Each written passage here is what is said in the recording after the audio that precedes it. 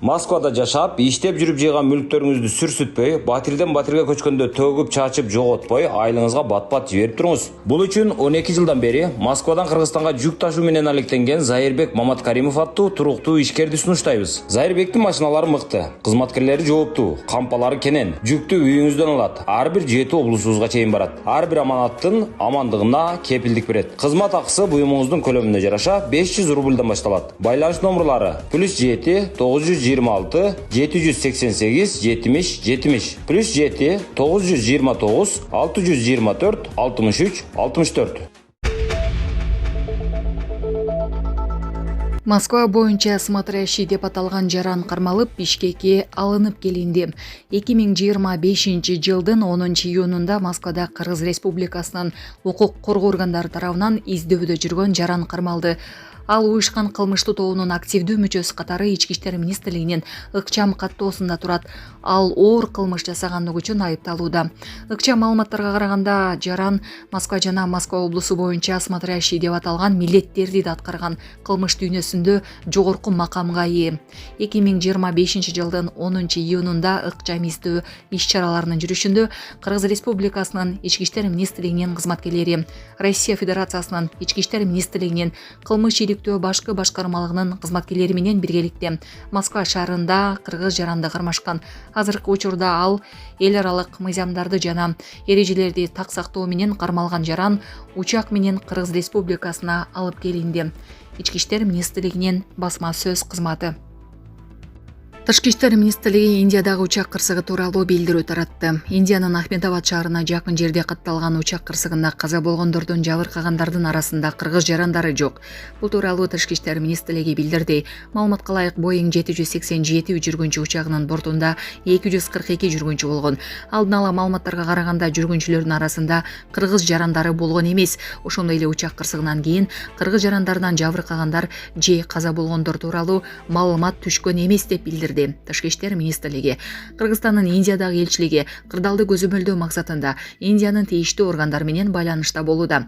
Беле кетсек учактын ичинде жалпы 242 жүргүнчү болгон. Булак Субергежи. Сонун жаңылык. Сиз билген жана иченген Умбем клиникасы эми сизге дагы да болсо жакыныраак болду. Анткени бизде жаңы филиал ачылды. Андыктан келип, өзүңүздүн жана жакындарыңыздын ден соолугуна кам көрүшүңүздү сунуштайбыз.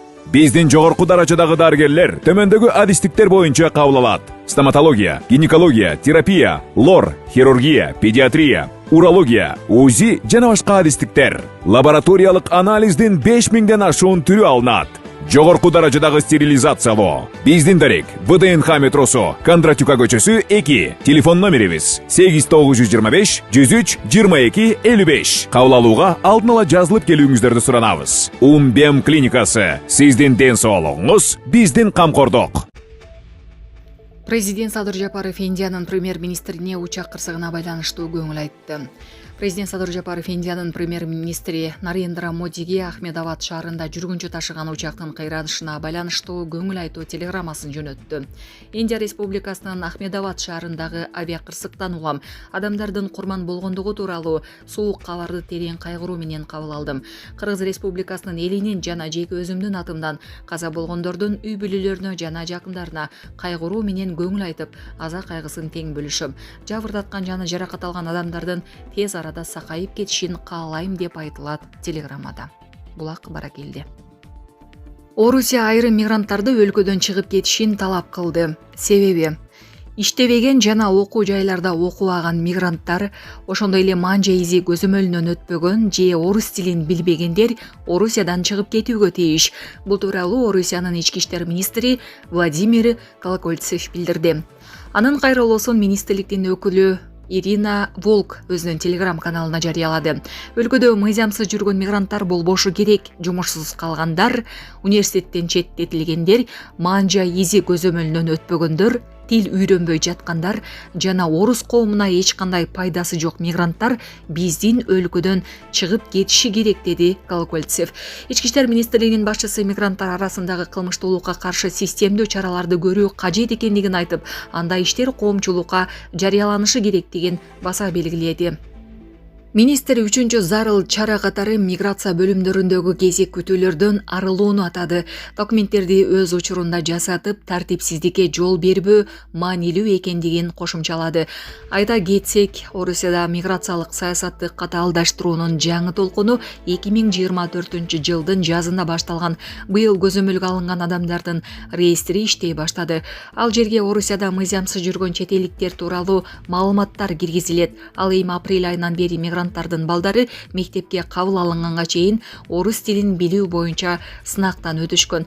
Мындан тышкары чет өлкөлүк жарандарды өлкөдөн чыгаруунун өзгөчө режими киргизилип, мыйзамсыз мигранттарга кирүүдө жана аларга кызмат көрсөтүүдө укук бузуулар үчүн айып пулдар белгиленген.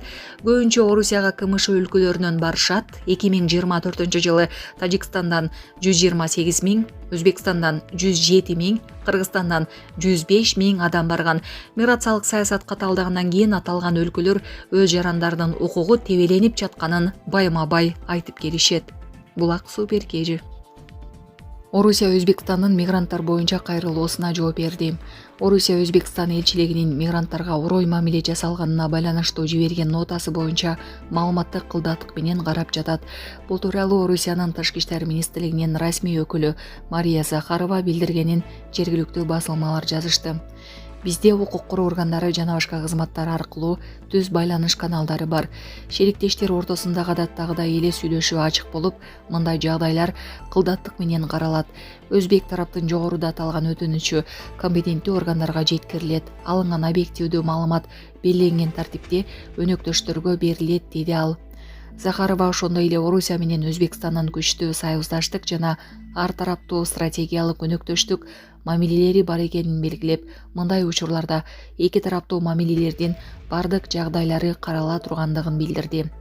Беле кетсек, күн мурун Орусияда мыйзамсыз миграцияга байланыштуу рейд учурундагы орус күч түзүмдөрүнүн мигранттарга жасаган орой мамилесине Өзбекстан тарап тынчсыздануусун билдирген. Мындан тышкары мигранттардын укугу бузулгандыгы боюнча нота жөнөтүштү. Гренландияда муз катмары рекордтук деңгээлде эриди. Бул тууралуу дүйнөлүк аба ырайын изилдөө уюмунан маалымдашты.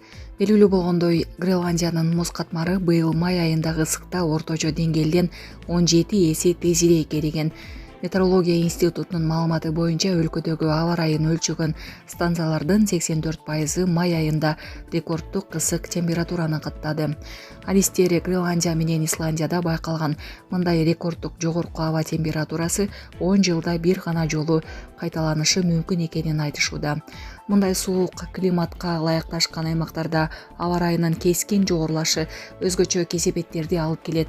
Исландияда сел жүрсө, Гренландияда деңиз музу сынып, автономдуу жашаган калктын аңчылык, балык оолоо жана саякат ишмердүүлүгүнө коркунуч жараткан. Израиль Иранга соккурушу мүмкүн. Жакынкы күндөрү Израиль Иранда аскердик операция башташы мүмкүн. Бул тууралуу чет элдик басылмалар жазышууда. Мамлекеттер жарандарын сак болууга чакырышууда. Буга чейин жакынкы чыгыштагы бардык америкалык аскер базалары толук көчүрмөн даярдыкка келтирилгени айтылган. Пентагон сүйлөшүүлөрдөн натыйжа чыкпаса, Иран жооп кайтарышы мүмкүн деп болжолдоодо. Ал арада АКШнын Ирактагы элчилиги дипломатиялык кызматкерлерин эвакуациялоого шашылып жатат. Ошондой эле АКШ өкмөтү Кувейттен өз кызматкерлерин алып чыгып кетүүгө даярданууда.